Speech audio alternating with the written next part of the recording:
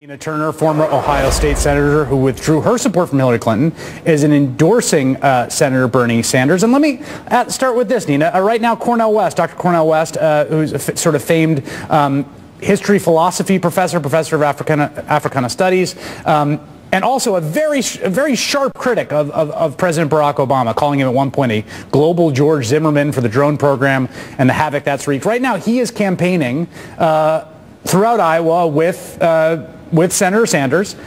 What does that say to folks who are looking for someone who is going to essentially carry on the mantle and inherit the legacy of President Barack Obama? I mean, Dr. West supports Senator Sanders, and how he feels about the president is a separate issue, so I'm not going to overlay how Dr. West feels about President Obama with how he feels about Senator Sanders. I can tell you when I'm traveling the country with both Senator Sanders and Dr. West, folks love Dr. West and the fact that he is standing up and standing with Senator Sanders. So those two things are different. Do you think, are you seeing success in the Sanders campaign's efforts to reach out past the base of very committed supporters that they have amassed early on? I am, Chris. I mean, the senator has been in Baltimore. He was in Baltimore with Dr.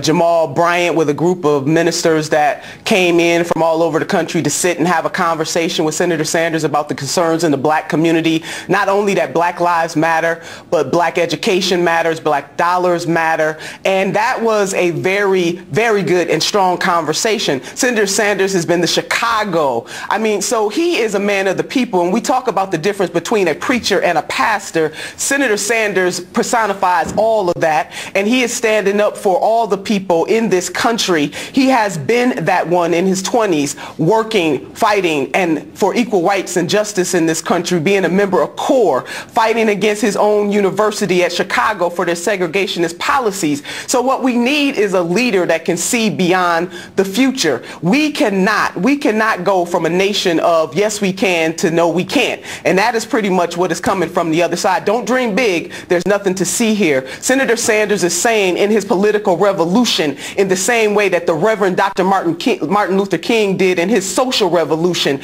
that we want it all right now, right here, and that poor people, struggling people, middle class people in this country deserve better than what they're getting right now, Chris. Well, let me ask you this. I mean, we want it all right now, which there, you know, of course, the Dr. Martin Luther King's famous letter from Birmingham jail sort of argues against incrementalism, right? Argues against folks taking it slowly. There's a Washington Post editorial that basically says Sanders is offering fiction to his base, and that's being circulated by the Clinton campaign, and people could draw their conclusions about that. But I want to ask you this. We've watched Republicans tell their base over and over, you elect me, I'm going to go to Washington and I'm going to repeal Obamacare. And everyone watching knows it's a con job. Everyone watching knows it's a hustle. Everyone watching knows they don't have the votes to repeal Obamacare. It's not going to happen. When Senator Sanders goes around and says, you elect me and I'm going to go to Washington to get universal health care, Medicare for all, how is that different than that promise that Ted Cruz was giving his folks that he's going to repeal Obamacare?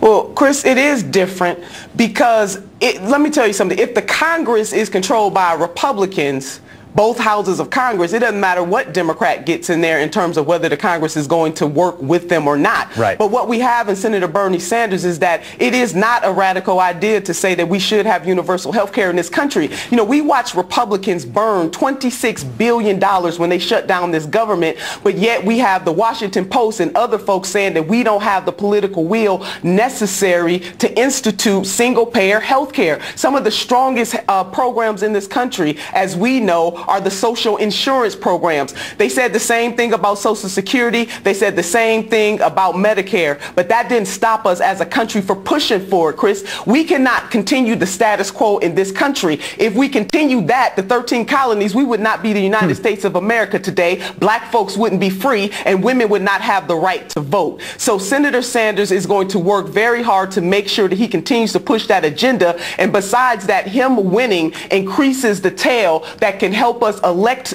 people in Congress who absolutely understand that titles are good, but purpose is better. And Senator Sanders is living that purpose, and he will not relent in his efforts to bring this political revolution to our country. All right, Nina Turner, always a pleasure. Thank you very much.